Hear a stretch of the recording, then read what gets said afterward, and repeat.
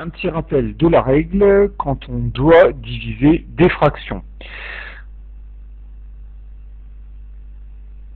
Donc dans ce cas-là, qu'est-ce qu'on doit faire?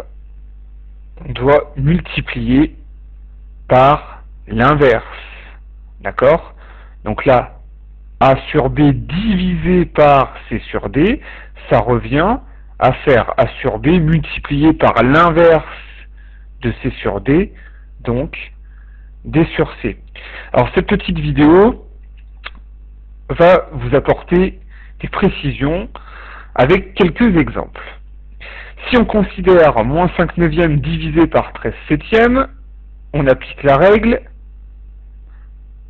on va multiplier par l'inverse de 13 septièmes, qui est 7 treizièmes.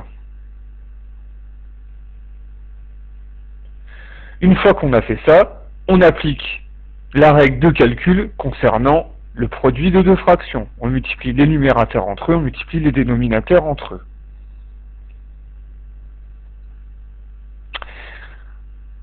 Deuxième exemple, 17 neuvièmes divisé par moins 9,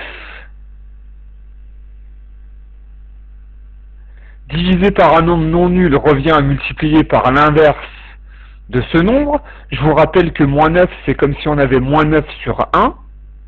Donc on va multiplier par l'inverse de moins 9 sur 1, qui nous donne 1 sur moins 9. Ensuite, on applique la règle concernant les multiplications.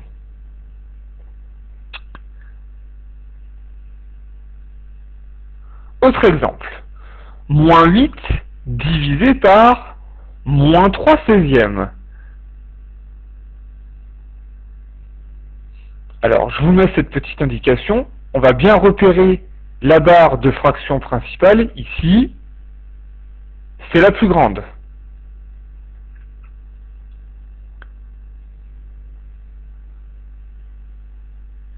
Et cette barre se trouve au niveau du symbole égal.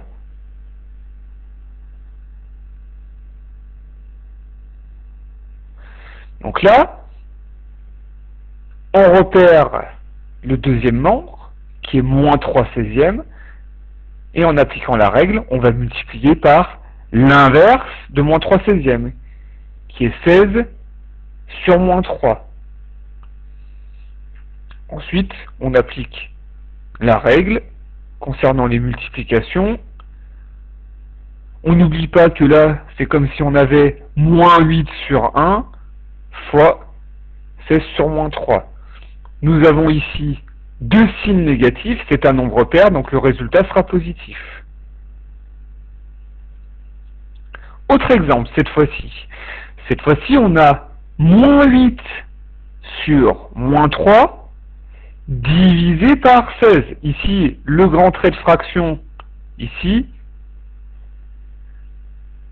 nous indique quel calcul on va devoir effectuer. Et il se trouve au niveau de notre égalité.